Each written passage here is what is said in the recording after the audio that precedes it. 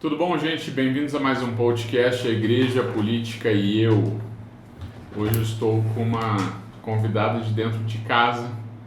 Ela é apóstola, ela é pastora de um ministério na cidade de Goiânia, ela é apóstola pela Colisão Apostólica Internacional e ela tem, nos últimos anos, militado bastante na área política e hoje ela está suplente também de deputada federal pelo estado de Goiás. Eu estou com a apóstola Dária Cristina, que é minha sogra. Tudo bom, né? Com todo prazer, tudo bom? Muito bom estar aqui. Bom, a apóstola Dária, junto comigo, fez a primeira edição do seminário A Igreja, a Política e Eu. Nós contamos com a ilustre presença do apóstolo Marcel Alexandre, da cidade de Manaus, que é vereador de lá, e também ligado ao Ministério Internacional da Restauração, como na área ministerial dele. Nós fizemos esse seminário agora no último final de semana, no último feriado, no dia 15 de novembro, uma data bastante emblemática. A gente vai estar falando um pouquinho muito, na verdade, sobre isso e sobre tudo que tem nos motivado a falar de igreja, de política para a igreja. Dona Dária, foram 6 horas quase de seminário, né? Um tempo extenso, mas que eu acho que foi bem produtivo, né? Eu queria que a senhora me desse a sua visão do que aconteceu no dia 15. Eu achei que superou as expectativas, né? A gente tinha uma noção, mas ficamos aguardando a resposta e realmente teve uma resposta satisfatória. Pelo fato de ser um feriado, um final de semana prolongado, mas do ponto de vista de conteúdo foi muito bom, né?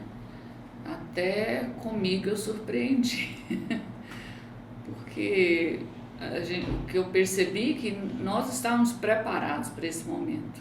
Eu acho que esses 4 anos, né, de amadurecimento desse projeto nos trouxe essa bagagem, né? E parece que é algo assim que foi transmitido, é algo que é vivenciado diariamente. O que a gente tem, acho que assim, trazendo um pouco para a galera das nossas conversas de dentro de casa, né? Sim. Eu acho que o nosso grande desafio é mostrar que, na verdade, é um paradigma a ser quebrado, né? Existe um misticismo até em torno do tema, né? Sim. Acho que foi um engodo que o diabo conseguiu colocar dentro da igreja. E que na verdade não é fácil, não é difícil de teologicamente mostrar que está errado, né? Porque o que acontece? A Bíblia nos mostra a presença da política em toda a história dela, né? Todo o tempo. Todo o tempo. E a gente dizer que aquilo lá foi algo limitado àquele tempo, então a gente está limitando toda a Bíblia àquele tempo. Então, se aquilo lá não se aplica mais aos nossos dias, então nada mais da Bíblia se aplica aos nossos dias, né? Então, é injustificável. Como é que a senhora vê essa questão hoje a gente tem visto um despertamento evidente, né? Que tem havido de maneira geral. Como é que a senhora vê esse mover aí? Eu vejo que é um avivamento. Por quê? Porque todo avivamento causa mudanças e principalmente mudanças na sociedade. Eu não posso pensar no avivamento que mude apenas a igreja internamente. Ela tem que refletir. E uma frase que eu tenho falado e que eu achei muito, muito adequada, que é do pastor Rangel Rawlinson, que mora na Espanha hoje, é um cientista político. Ele diz que a minha fé é gerada no meu quarto, é praticada nas ruas e celebrada na igreja. Então, a partir disso, eu não posso desvencilhar a minha fé da prática dela no convívio das pessoas que não são cristãs ou que não professam a mesma fé que eu. Pensando nisso, esse movimento, esse mover vem do Espírito Santo, vem de Deus, que é despertar aqueles que estão na igreja para que eles tenham ações em favor da sociedade. Eu vejo que é isso que está acontecendo, uma ação de Deus, puramente de Deus, e quem está entendendo isso está se movendo muito mais rápido, ligeiramente. Quem ainda está naqueles parâmetros do passado, naquele entendimento arcaico, né, que a igreja tinha, vai demorar a entrar nesse mover, mas eu acredito que seminários como esses serão as grandes chaves de despertamento para que as pessoas entendam esse momento. Porque o que a gente vê é o seguinte, durante muito tempo essa passividade da igreja gerou um cenário que hoje ele é totalmente desfavorável, né? Nós temos encarado pautas que não só nos afrontam, como nos calam, né? Que tentam nos calar, né? Então, eu acho que, na verdade, esse mover do Espírito Santo, ele é uma resposta de uma necessidade da igreja, de agir da igreja, né? Sim. Porque se a igreja não agir, a nossa fé vai ser completamente extinta, né? A prática, o direito da prática da nossa fé vai ser extinto, né? O que a gente tem visto, na verdade, é que o conceito do Estado laico está totalmente corrompido, porque o conceito do Estado laico é o conceito de um Estado não ligado a nenhuma denominação, mas não é um Estado laicista onde ele exclui a religião. E o que tem tentado nos impor é um Estado laicista, né? E não um Estado laico. Né? Justamente. E há uma diferença muito grande nisso, né? E o que a gente vê também é que essa situação que nós estamos, ela é consequência de uma passividade nossa e de uma em contrapartida de uma forte atividade dos outros grupos, dos grupos que defendem pautas diferentes das nossas. Né? E ainda quero colocar por que hoje a resistência cresceu muito com essa manifestação dos nossos direitos, né, das pautas que nós defendemos, da ideologia que nós defendemos.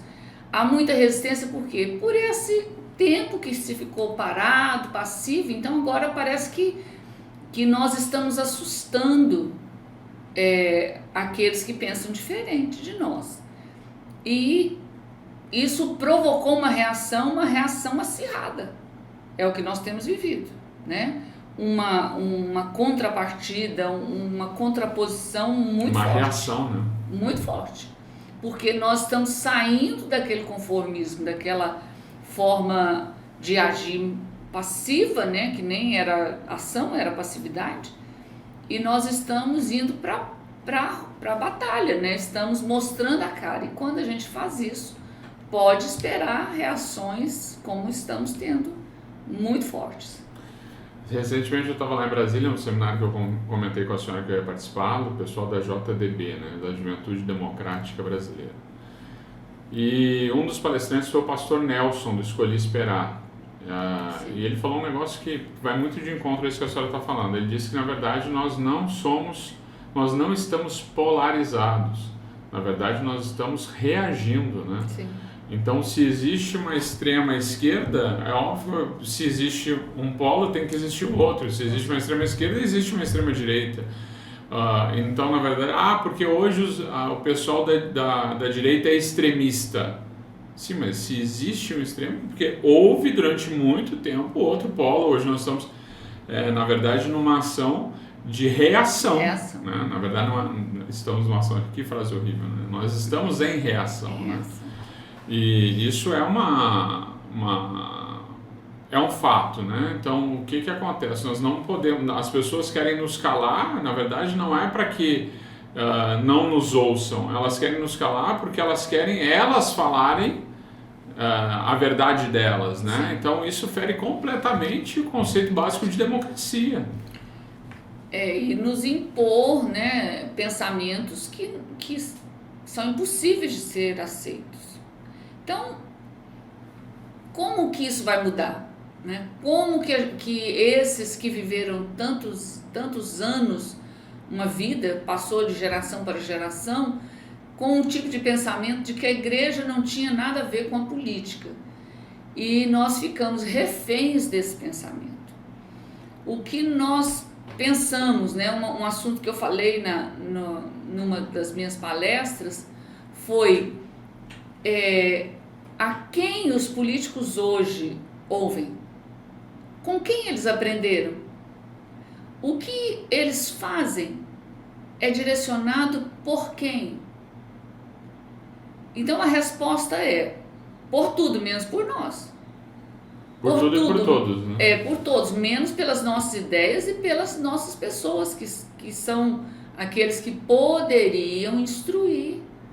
Porque se nós temos o entendimento da palavra de Deus, quem melhor do que nós para instruir um projeto de lei, para instruir uma emenda, Mas não, nós estamos calados, nós não temos voz para influenciar aquele a quem nós elegemos, aquele a quem nós demos o aval para estar lá nos representando. Então essas mudanças têm que acontecer, mas primeiramente tem que acontecer no coração, no pensamento de quem vai falar, de quem é possuidor do conhecimento, que é possuidor de todas as coisas importantes para que o político seja instruído. Tem que mudar, né? Porque eu posso ter todo o conhecimento e não saber onde colocá-lo. O que não gera nenhum resultado, né? Justamente. E que eu acho que é o grande problema falando de uma maneira genérica, é claro, é o grande problema da igreja, né? A igreja não é ignorante, bem pelo contrário, a igreja estuda, a igreja se prepara, ela pode ser alheia a algumas pautas, mas isso é por desinformação, mas não por ignorância. Desinformação e ignorância são coisas muito distintas, né? Ela pode ser alheia a algumas pautas, mas a igreja não é ignorante. Só que toda essa capacidade intelectual está dentro das quatro paredes. Ela não é influenciadora. A igreja deixou de ser influenciadora, né? Sim. Eu acho que isso foi um engano. Engano não, foi um erro muito grande que nós cometemos, né? De olhar só para nós. Quando na verdade, se nós pegarmos todos os grandes avivamentos que a igreja passou, desde de Lutero, né, a gente vai ver que a ideia era levar para fora, né, ela sair de dentro das quatro paredes e gritar ao mundo. A gente pegar Wesley, a gente pegar outros grandes líderes de avivamento, era tirar de dentro da igreja e levar para a população, levar para a sociedade, né, fazer da igreja canal e veículo de mudança da sociedade, né? Então a gente, no último século, vamos dizer assim, a gente tem vivido o contrário, a gente está vivendo para nós, cada vez mais para nós, cada vez mais para nós, cada vez mais para nós, ideologias e teologias que prezam o indivíduo, trazendo quase que um humanismo para dentro da igreja, e a gente acaba deixando de ser um influenciador enfim, veículo político de mudança social, né? Sim. E a partir do momento que a gente não conseguiu gerenciar o ensino, né? Porque a educação é a base de uma sociedade, uma das bases fortes de uma sociedade, e a gente não se preocupou com isso, né? Não fomos totalmente envolvidos com a educação, e a educação hoje no Brasil ela é totalmente pervertida, precária, fora dos padrões cristãos, e acabam pervertendo a mente dos nossos filhos, né? Porque eles são gerados na igreja, ensinados sobre os valores morais, sobre os valores espirituais, sobre até as leis civis, né? A gente ensina isso tudo na igreja, mas quando ele se dá conta no ambiente que ele está, ele acaba sendo influenciado e a sua mentalidade é amoldada pela ideologia marxista, pela ideologia secular. E culpa nossa, porque nós dividimos o santo do secular, do profano, e preferimos ficar só com as coisas santas. Sendo luz na luz, né? Justamente. E nos afastamos dos lugares onde as trevas habitam e nós não estamos lá. E aí se torna o nosso id totalmente ineficiente, né? Fique, né? Então, o nosso id é um fique, né? Então, pô, é muito engodo nosso para conosco mesmo, né? E aí a gente começa a ver algumas coisas que a senhora fala da escola. A escola deixou de ser um lugar de ensinamento para ser um lugar de doutrinação, na verdade. Agora há poucos dias, né, a gente viu aquele vídeo que viralizou nas redes de um professor dizendo: não, na minha sala de aula não se fala sobre isso, sobre aquilo, sobre aquele outro. Bom, primeiro, a sala de aula não é dele. A sala de aula é do Estado, e o Estado é laico, e o Estado não pode ser partidário, né? Justamente. O Estado é apartidário. Então, bom, o cara tomou para si algo que é nosso, né? Sim. Porque nós vivemos numa república e o conceito de república é algo que é público, não é verdade?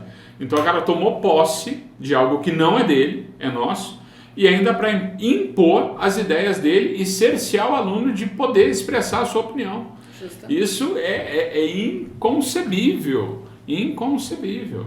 E aí a gente vê grupos de pastores, aí eu estou trazendo, não estou fazendo nenhuma meia-culpa, eu estou trazendo a culpa para nós, essa culpa é nossa. A gente vê conselhos de pastores, a gente vê agremiações religiosas, a gente vê uma série de grupos dizendo estarem indignados, mas a ação é zero. Cadê o conselho de pastores da cidade desse cidadão? Cadê o manifesto de repúdio a isso? Cadê a publicidade da indignação? Faz isso na sua rede social pessoal? Não. E às vezes nem isso, né? Às vezes nem a própria igreja fica sabendo de assuntos que deveriam ser discutidos, deveriam ser pronunciados, falados, alertados. Hoje mesmo eu vi uma notícia que o FBI está marcando os pais aqui no Brasil que são contra o ensino. Por quê? Aí eu fiz uma avaliação. Hoje nós nos manifestamos contra a ideologia na sala de aula, contra o doutrinamento na sala de aula. Mas a gente nunca fez isso, então isso está chamando atenção. Por que esses pais estão contra o ensino? Eles não querem que seus filhos estudem?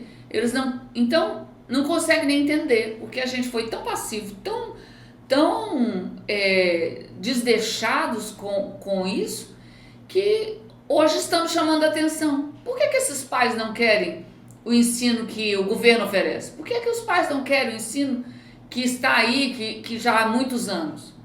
Então estamos chamando atenção. Por um lado bom, não, por um lado ruim. Mas que bom que estamos chamando atenção. Que bom que chegamos a esse ponto de que não é um número insignificante que está falando, que está se impondo, que está se movendo. Então isso é muito bom. Nós estamos sendo notícia. E isso é importante. Não por ser notícia, mas porque a gente percebe que em todos os cantos essa luz está se acendendo. Porque se nós não nos posicionarmos contra essas doutrinações que têm acontecido, principalmente dentro da sala de aula, na formação mais básica que tem, que é o ensino fundamental e médio, nós vamos ter mais uma geração fadada a essas ideologias todas, né? Fadada a ser multiplicadora disso daí. Com certeza. Nós temos que estar muito atentos a essas questões que estão sendo discutidas dentro de sala de aula básica, lá dentro do ensino fundamental. O menino que está na faculdade, é claro que nós temos que apresentar dentro das faculdades as nossas bandeiras, e aí eu acho que é uma coisa que a gente tem, pelo menos assim, dentro das nossas conversas, a gente tem tido muito cuidado, é de dizer: nós não queremos impor nossas ideias, nós queremos defender o direito de viver de acordo com elas. Eu não quero dizer para o cara haja assim. Isso quem tem feito é a oposição. Justamente. Né? Tem dito para nós como agir. Não. age tudo do jeito que tu quiser, me deixa de viver do jeito que eu quero. Por que o menino tem que fumar maconha se ele foi ensinado que não? Então, nós temos que ter também proteção dentro das universidades, né? Porque isso é normal e a universidade é permissiva. Não só passiva, como em alguns casos ela é, inclusive, quase que geradora disso. Nós tivemos o caso da Universidade Federal, se não me falha a memória, de Minas Gerais, que foi descoberta uma plantação de maconha dentro da universidade. Ela estava cultivando dentro da terra federal. O cara, né, é uma coisa absurda. Mas se nós não nos atentarmos ao ensino fundamental e médio, eu vejo, pelo menos, o ensino fundamental e médio como assim, tem que ser o nosso foco. Porque dentro das universidades nós temos uma geração que ela precisa ser discutida, né? Uma galera com quem nós precisamos discutir política. Nós precisamos discutir ideologias. Sim. Mas é uma galera que já tem maturidade. O que eles estão fazendo com o ensino fundamental e médio é doutrinação, e isso tem que ser evitado, tem que ser derrubado, porque senão esse jovem já chega com uma formação totalmente tendenciosa, né? Nós temos que pensar numa reforma radical da educação, no ensino fundamental. Inclusive é uma fala que o ministro da Educação nosso hoje falou, né, no simpósio que tivemos em Brasília. Ele falou assim, nós já estamos trabalhando num projeto para uma mudança radical no ensino fundamental. Por quê? O ensino fundamental, a criança não é obrigada a aprender, porque ela não é reprovada, não há atenção para aqueles que têm dificuldades de aprendizado, para que eles aprendam. Não, ele tem que ir para frente, como se isso resolvesse o problema da criança. Não, ela passou de ano e isso é o suficiente? Nunca. Mas tanto a gente tem uma série de analfabetos funcionais entrando nas universidades, né? A gente vê as barbáries das provas do Enem, onde o cara não sabe juntar lá com CRA. É uma coisa absurda, né? Então, por quê? Porque é um analfabeto funcional. Para quê? Para chegar no ensino superior, passiva todo e qualquer discurso que ele receber. Tudo que ele receber, ele vai aceitar. E outra coisa, a grande maioria não conclui o curso superior. Porque imagina você estudar uma coisa que você não tem a menor base, você não tem entendimento, não consegue, não vai conseguir concluir. E que profissionais, caso conclua, que profissionais nós vamos ter? No mercado. No mercado. Eu fico pensando, né, os cursos que são essenciais, como engenharia, como arquitetura, esses cursos estão cada vez mais leves, menos consistência. Como serão esses profissionais? Então nós estamos falando aqui de uma abrangência que a igreja tem que se envolver. Até porque, para quem não lembra, a universidade, ela é fruto da reforma protestante, né? As universidades começaram através do movimento religioso. Verdade. Então, como é que hoje você diz assim, não, a universidade não pode se misturar com religião, mas vem cá, isso nasceu dentro da igreja. Dentro da igreja. Né? Para quem tem um pouquinho de noção histórica, sabe que isso é fato, e contra fatos são argumentos. Quem implementou as universidades foram as igrejas, e hoje as universidades estão totalmente desconexas da igreja, e a igreja, quando tenta se aproximar, é repelida. Né? Eu vi numa palestra que eu estava do Nicolas Ferreira, uma foto muito interessante, Pontifícia Universidade Católica, que é uma instituição teoricamente cristã, confessionária, e uma bancada onde tinha a bandeira da PUC Minas Gerais ao centro, cercada das bandeiras dos partidos de esquerda, do PCdoB, do PSOL, de partidos que na verdade se opõem completamente à ideologia básica. Como é que uma universidade católica permite que as bandeiras que comunguem dela de um espaço sejam bandeiras que defendem a não religião. É algo insano, é algo insensato, é algo não tem, choca. É incoerente, totalmente incoerente. E um pensamento assim que eu tenho mudado, porque eu pensava o seguinte: as igrejas precisam ter escolas. Claro, precisam. Mas nós temos que influenciar as escolas públicas, porque nem todo mundo vai conseguir estudar na igreja, na escola da igreja, porque ela vai ter que ser paga, porque a igreja não tem subsídio para manter. Antes da pandemia, muitas escolas se fecharam, escolas de igrejas, porque não tiveram condições de manter. Então, nós temos que influenciar as escolas públicas, né, na formação de professores, de diretores e tudo, para que essa mudança aconteça. Mas aí é aquela velha discussão, o que vem antes, o ovo ou a galinha, né? Para isso nós temos que formar professores, certo? Então nós temos que levar o professor para dentro da universidade, temos que levar os nossos jovens para dentro da universidade. Por isso que eu falo que, na verdade, a nossa mudança, ela carece de uma geração inteira. Sim. Na verdade, nós precisamos pelo menos de 2 gerações.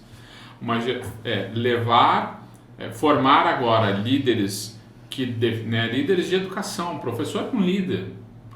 Acho que, na verdade, dentro da história da formação humana, o maior líder depois do pai e da mãe é o professor.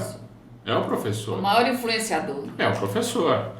Então nós temos que criar professores, temos que criar uma juventude certa, convicta dos nossos valores, para que ele chegue na universidade sem se corromper. Porque o que acontece? Um outro dado, até casualmente da mesma palestra do Nicholas: 70% dos jovens evangélicos que chegam no curso superior abandonam a fé. É muito triste. É muito triste. Então, nós temos que fazer alguma coisa. E quando a gente fala de professor, a gente está vendo as notícias, né? Em Rondônia, os sindicatos de professores estão se levantando para a aprovação da fala binária, né? Do dialeto binário. Do dialeto. Pensa, um professor que ensina a língua portuguesa, ele quer favorecer uma aberração dessa? Defender essa afronta à nossa língua pátria. Porque nós não podemos ser exclusivistas, nós temos que incluir. O que tem a ver? Fala pra mim. Esses tempos é muito engraçado essa questão de ser inclusivo. Esses dias eu fui num espaço de coworking, e esse espaço não foi aqui em Goiânia. Eu fui num espaço de coworking, e esse espaço tinha alguns posters no dialeto não binário. E aí, como é interessante essa coisa. E aí eu fui ao banheiro, fui lavar as mãos, eu ia tomar café com eles, eu cheguei da rua, eu fui ao banheiro. Tinha uma pessoa de baixíssima estatura, eu não vou dizer que era um anão, mas era um cara muito baixo, assim, beirando já o nanismo. Ele não conseguiu urinar no mictório. Ele teve que abrir e ir até o vaso. E aí ele brincou comigo assim, ele, pelo palavreado dele, certamente não era cristão. Inclusive, esse é o cara.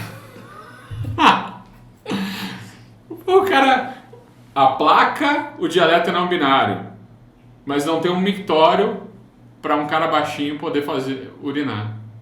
Você vai ver como Que inclusão é essa? A inclusão ela é só sectária, né? É só para um grupo. E os outros grupos? E as outras tribos? Será que nós não temos que respeitar todas elas? Então, que história é essa? Né? Que situação é essa que nós estamos sendo forçados a aceitar, sendo que tantas outras pessoas estão excluídas dessa atenção, desse cuidado? A própria questão acessível não é resolvido. Nós vamos nos lugares que um cadeirante nunca chegaria. Nunca chegaria. Então, é uma mentira, é um engodo, é uma forçação de barra que nós precisamos alertar isso, nós temos que lutar contra isso. São bandeiras que precisam ser levantadas. Não, até mesmo que se a gente for falar na realidade das pessoas com limitação de mobilidade, elas são muito o quantitativo é muito maior do que das pessoas que querem ser tratadas não binariamente. E aí, beleza, o professor lá militou para colocar a rampa de acesso, militou para colocar a barra de proteção, militou? Não militou, entendeu? Mas agora é a bola da vez, né? E é muito engraçado que eu vejo aqui uma incoerência tão grande, principalmente, falando especificamente agora, dando nome aos bois, mas pode ser que isso dê algum problema aqui no YouTube, mas vamos lá. Do PT, que quando a Dilma assumiu a presidência, ela exigiu ser chamada de presidenta. Quando, na verdade, o é o que a bandeira do não binário tem empregado. Então, ela teria que ser presidente. Né? Não existe o presidento. Né? Não existe o presidento, existe o presidente. É uma palavra comum de dois gêneros. Ela queria ser presidenta. Então, para me representar, convém. Para te representar, não convém. São sempre dois pesos e duas medidas. Certeza. Em tudo que a gente vê, todas as pautas que a gente vê, que eles levantam e gritam aos cheios pulmões, são dois pesos e duas medidas. A minha verdade se sobrepõe à tua verdade. E isso fere diretamente o conceito mais básico de democracia. Sim. E a igreja fica parada diante disso. Como é que nós vamos defender, se não politicamente, aquilo que nos tem sido imposto? Porque tudo vem a partir de leis. As leis são feitas pelos deputados. Então, eles precisam representar aquilo que nós pensamos para debater naquelas casas que são casas de lei, casas, né, que promovem a segurança da nação, a nossa liberdade. Então, essa tentativa de cercear a nossa liberdade é por quê? Porque há falhas nas leis. E as leis favorecem a grupos e não favorecem a todos. Nós não estamos aqui querendo, como você disse no início, impor as nossas crenças, impor a nossa ideologia, os nossos ideais. Nós queremos liberdade para vivermos.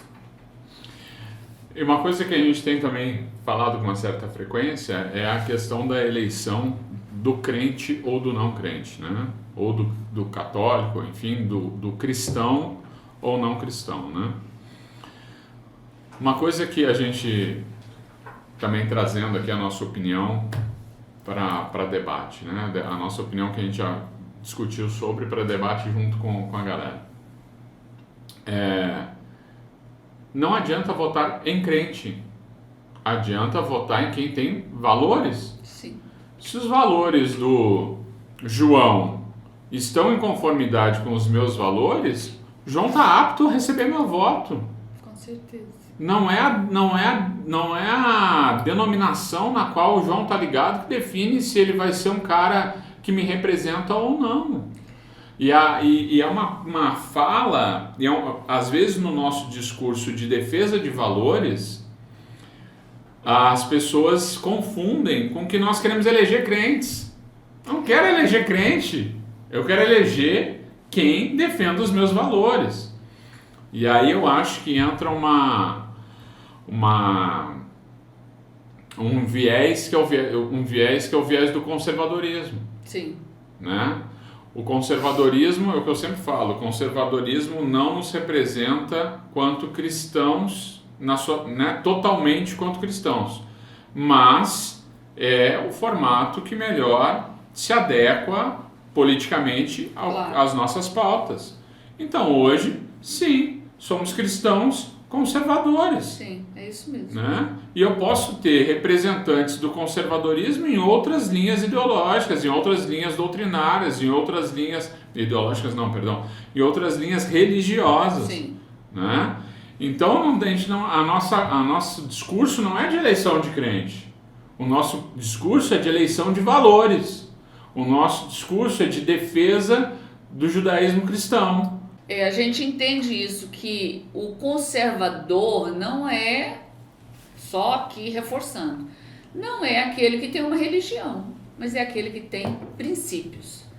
E os princípios precisam ser guardados, porque eles não podem ser mudados. Os princípios, eles são eternos, digamos assim. Por quê? Porque eles são baseados na palavra de Deus. E é o que a gente acredita, que não vamos mudá-los, nós vamos reforçá-los. Essa é a nossa forma de pensar e é assim que nós agiremos. E aí ele pergunta, voltando aqui, a gente discutiu sobre várias coisas ligadas ao tema que nós abordamos no seminário, mas aí eu lhe pergunto, qual que é a sua expectativa quanto à multiplicação do seminário? A senhora gostaria que a gente seguisse isso em outras igrejas? Eu não me sinto confortável de achar que foi um ponto final, que acabou, que foi bom e pronto. Não, nós temos que avançar e a única forma de avançar é multiplicando isso, levando isso o mais longe possível. E há essa disposição de levar, né, de ir, de falar a respeito, de alcançar, né, os sábios, alcançar o indouto, alcançar todos, porque nós falamos da palavra de Deus e a palavra de Deus liberta, a verdade liberta. E esse é o nosso papel, de levar a libertação, para que as pessoas possam, através do entendimento, ter a sua escolha. Nós nunca iremos impor o nome de uma pessoa, mas nós vamos ensinar a escolher o lado certo, o correto, quem realmente nos representa. Então, há essa disposição no nosso coração. A gente esbarra numa dificuldade, né, que é a questão financeira, né, como manter isso, como ter pessoas para formar essa equipe. Não é simples, não é fácil, porque tudo que a gente tem feito tem sido de forma voluntária, tem sido mesmo com paixão. E o que estamos orando é que haja, né, um levantar de pessoas para trazer um apoio também financeiro, né? A gente precisa disso. Mas mesmo que não tenha, com as nossas forças nós iremos, né? Onde formos recebidos, onde as portas se abrirem, nós estamos dispostos a ir. Porque eu vejo que a nossa realidade como sociedade hoje, ela é um tanto passiva no sentido de que assim, eu quero que o outro faça, né? Eu concordo, eu quero que o outro faça. Quando o outro se dispõe a fazer, eu aplaudo, mas eu não me mexo e não financio, né? Nesse ponto, e não são muitos pontos que eu admiro outras nações. Eu acho que o Brasil tem valores fantásticos e tal, mas existem sim situações que podem ser aprendidas, né, com outros.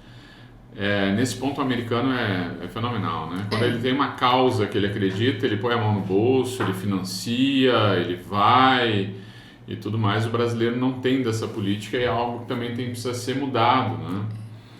Eu vou colocar aqui nos caracteres os nossos contatos, caso você queira saber sobre o seminário Igreja Política e Eu, como ter na sua igreja, como nos levar até a sua igreja. Nós teremos a maior satisfação em multiplicar esses conteúdos. E aí, falando em conteúdos, uma coisa que aconteceu essa semana, eu achei muito bacana. Nós não batemos, nós não confrontamos as nossas palavras, discutimos sobre, mas de uma maneira, né, bem genérica, dando liberdade sempre um ao outro para que falasse do que queria. O mesmo com o apóstolo Marcel. E nós três falamos sobre uma mesma personagem, que foi a Rainha Esther. Né? Nas nossas palavras, nós três falamos sobre Esther. E no mesmo dia, uma pessoa que não pôde vir ao seminário me ligou à noite, dizendo, não pude ir, por isso, por aquilo, por aquele outro e tal. Eu queria te dizer que parabenizo a iniciativa, enfim, um contato muito cordial, muito bacana.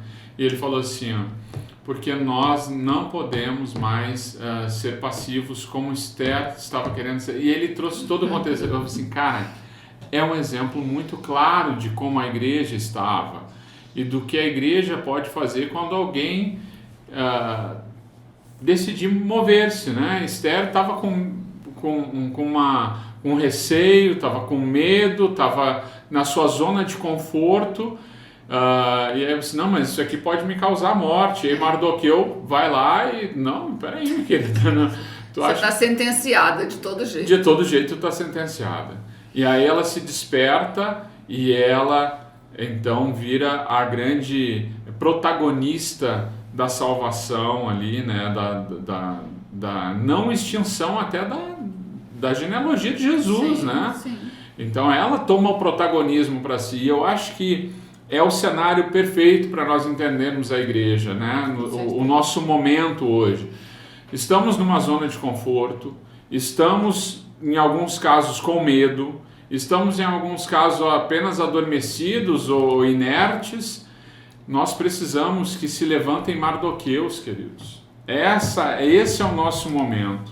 O nosso momento, o nosso grande desafio é nos portarmos como Mardoqueus, para que nós tiremos a igreja desse momento, desse conformismo que ele está, e a igreja tome o protagonismo da mudança necessária. Hoje a igreja tem por obrigação despertar e ser fator de mudança. Mudança histórica, mudança política, mudança econômica e principalmente mudança social. Nós temos vivido, devido à pandemia, uma situação social calamitosa. E a igreja está preocupada em olhar para dentro de si. E a capacitação? E o reemprego?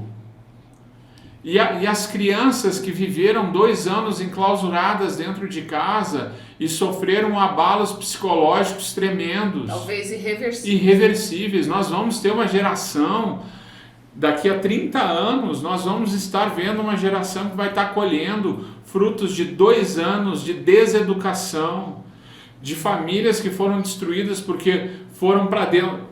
O pai sai de manhã, a mãe sai de manhã para trabalhar, o filho vai para a escola, existe um ciclo social, aí daqui a pouco essas pessoas se veem enclausuradas em 40, 45 metros quadrados, esse excesso de convívio, a tensão, os problemas financeiros desfacelaram famílias. Com certeza. As crianças viram isso. Muita destruição. Muita destruição. Abusos, né? Abusos, né? Situações que as crianças estavam, pelo menor convívio, relativamente protegidas, vão para dentro de uma desestruturação social e psicológica que precisa. E cadê a ação da igreja diante disso? Igreja, desperte, igreja. Isso é papel seu. Não terceiriza para o Estado a responsabilidade que é sua. E a responsabilidade que está na mão do Estado seja influenciadora. Cadê a ação da igreja nós perguntávamos isso no seminário. Cadê a ação da igreja nos conselhos? Nos conselhos das cidades, né? Cadê? Cadê nosso envolvimento com os conselhos tutelares? Cadê nosso envolvimento com os conselhos de adoção, como a senhora muito bem falou aquele dia?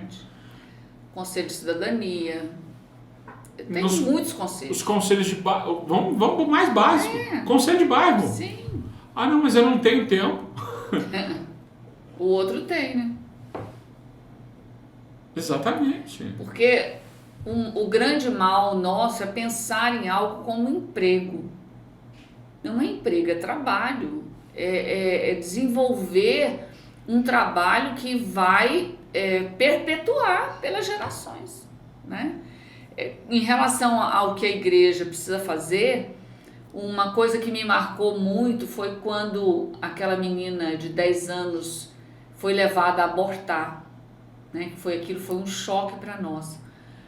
Mas alguém perguntou onde é que estava a igreja quando se descobriu aquela situação, que não foi até aquela menina, que não foi até aquela família dar apoio e acolhê-los para que aquela desgraça não acontecesse.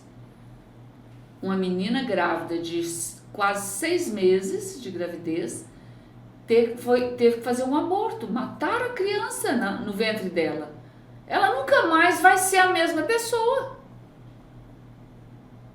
Nunca mais.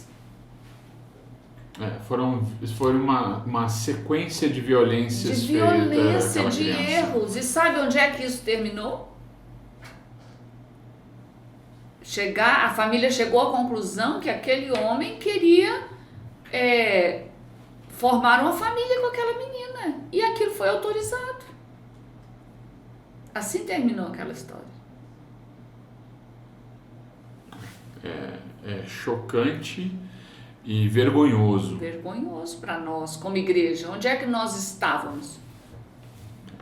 A nossa passividade culminou num crime, né? Não faz parte do que temos que fazer? Isso não é da nossa conta? É da conta de quem?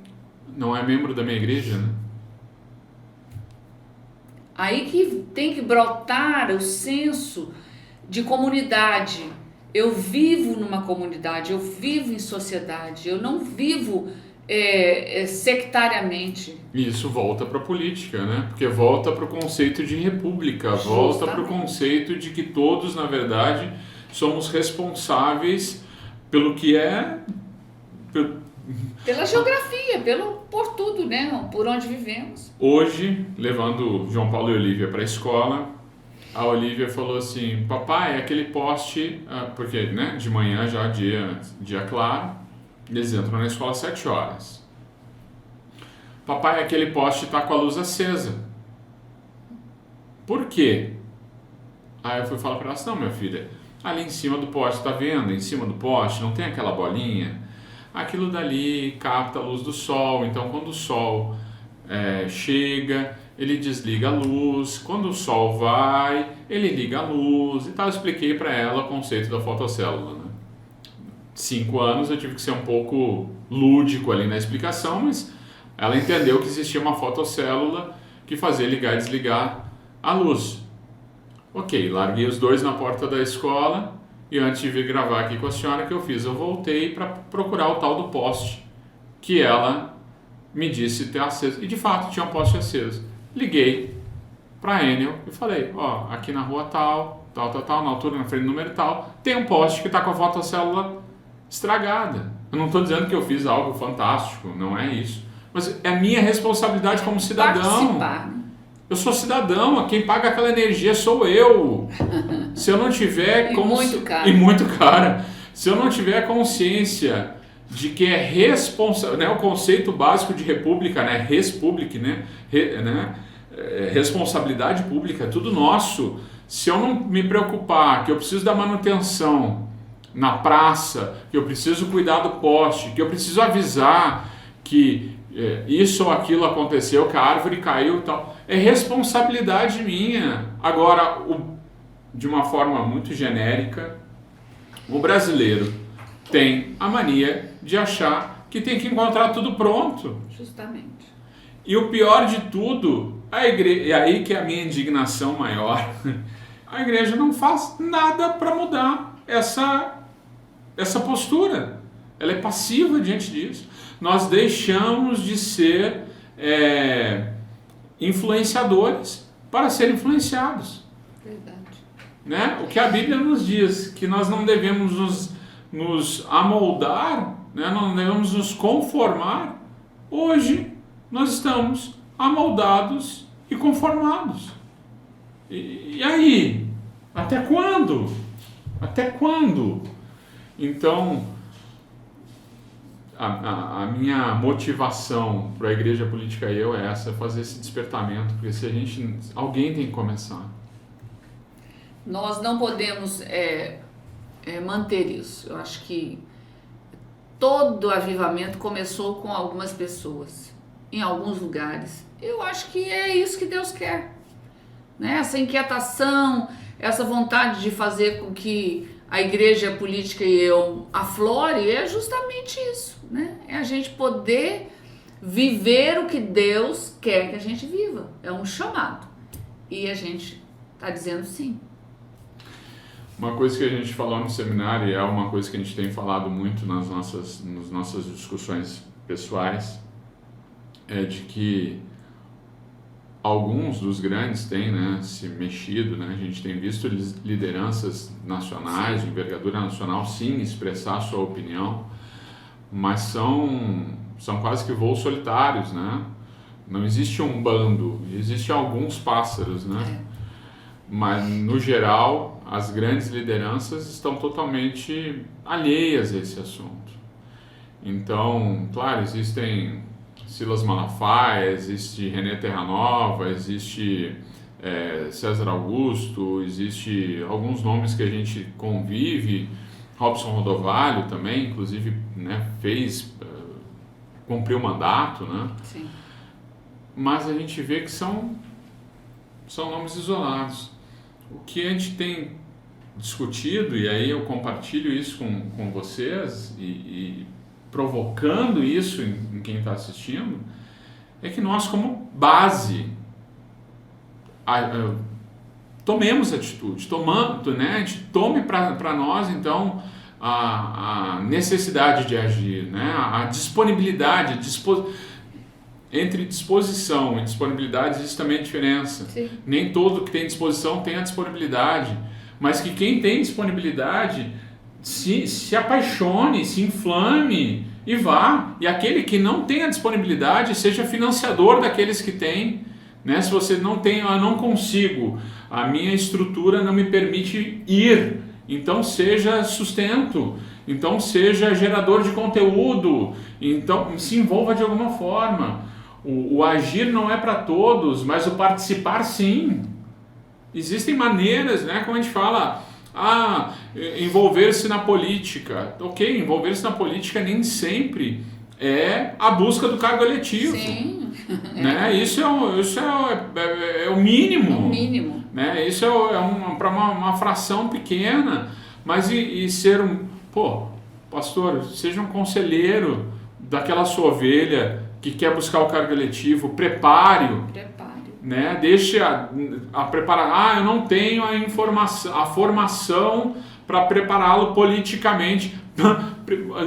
Detalhe, prepare espiritualmente, entendeu? Junte-se. Dê um chá de princípios nele. Dê um chá de princípios para ele beber todo dia, porque a pressão quando ele chegar lá dentro vai ser forte. E nós somos homens naturais. A probabilidade de corrupção existe mesmo para aqueles que não querem. Chegar lá, os caras batem pesado. Pô, então, dê princípios. É papel seu como pastor. Igreja, cubra em oração.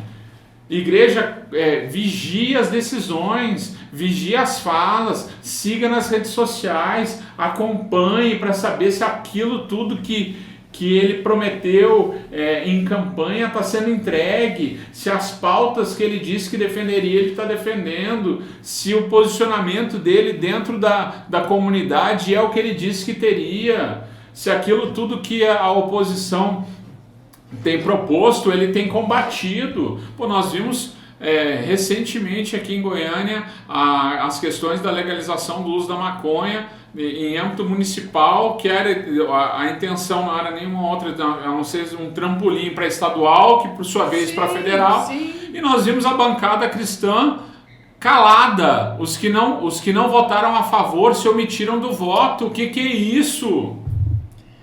E com a conversa de que não, isso é para fins medicinais, mas a gente sabe que é um trampolim, queira ou não, é uma forma de começar, de iniciar a autorização. Até porque a gente, aí só para fazer um parênteses até bem específico quanto a isso, hoje a legislação já contempla o uso do canabidiol para fins medicinais. Sim. Para que ampliar? Agora o plantio é para acabar, é para acabar. Porque um país como o nosso, continental, quem vai vigiar isso? Quem vai cuidar de fiscalizar isso? E aí é o que esses dias eu até falava, não lembro se aqui no podcast mesmo ou dentro das inúmeros debates políticos que a gente se envolve, a bancada ruralista, que é em tese uma bancada conservadora, calada. Por quê? Porque quer plantar, porque quer ganhar dinheiro. Maconha nasce em qualquer terra. Maconha nasce em qualquer terra. O cara é uma cultura que ele vai lá largar meia dúzia de semente, a mão de obra é pouca, a produção é grande e tudo mais, a bancada ruralista calada. É quase não vou me envolver nesse tema aí, não tenho conhecimento disso. Claro, meu querido, tu quer que aprove porque tu quer plantar na tua terra. É a busca do interesse pessoal. Isso aí está em todo lugar. Está no nosso meio, está no meio da igreja. Quando vê a possibilidade de eleger alguém, vê o interesse pessoal, o que esse candidato vai fazer por nós, vai fazer pela minha igreja, vai fazer pela minha família, vai fazer por mim. Então isso aí é que tem que ser mudado. Essa é a grande quebra de paradigma. É nós entendermos que ou vivemos o evangelho, que é o principal mandamento, é amar a Deus acima de todas as coisas, né, com todo o nosso entendimento, com todo o nosso ser, toda a nossa alma, e amar o próximo como amamos a nós mesmos. Quando a gente entende esses dois mandamentos, ou seja, eu obedeço a Deus, mas eu amo o meu próximo e quero o melhor para ele. Então eu deixo de ter o interesse pessoal e isso é desdobrado para o interesse coletivo. Essa é a vivência do Evangelho. Eu acho que a gente encerra, né, qualquer fala nesse sentido. Se somos igreja, vamos viver os dois grandes evangelhos. E isso vai incluir tudo que nós estamos falando e muito mais coisas. E nós seremos úteis, seremos abençoadores, seremos aqueles que ampliaremos toda esse abrangente efeito que a palavra de Deus produz na vida das pessoas. Nos tornaremos, de fato, atores de uma mudança, né? Avivamento, né? Traremos aquilo que é papel da igreja trazer. Né? Essa é a palavra. Queridos, Dária Cristina, nós queremos muito contribuir com essa difusão desses princípios que tem nos norteado. Nós estamos à disposição para ir até a tua igreja, para ir até a tua comunidade e levar um pouco do que Deus tem nos dado. Tá? Nós queremos sim ser influenciadores da igreja, da política e de nós, cidadãos. Então, fica aqui o nosso autoconvite para estarmos junto com você, se você achar conveniente. Vou colocar novamente aqui os nossos contatos para que tu possa levar o seminário A Igreja, a Política e Eu até a tua cidade, até a tua igreja, enfim, até a tua comunidade. Fica aqui o nosso grande abraço e a disposição de servir. E agora peço que a senhora faça as suas colocações finais. Essa disposição no nosso coração é presente, a gente é pronto e todo o nosso desejo é contribuir para que esse avivamento chegue, para que essa mudança aconteça, não somente no ambiente que nós vivemos, mas em todos os lugares onde a gente conseguir colocar os nossos pés. Estamos aí. Deus abençoe você e que a gente possa contribuir com o seu crescimento e com o crescimento da Igreja do Senhor Jesus. Amém. Até a próxima Igreja Política e Eu. A gente se vê. Abraço. e shalom. Deus abençoe.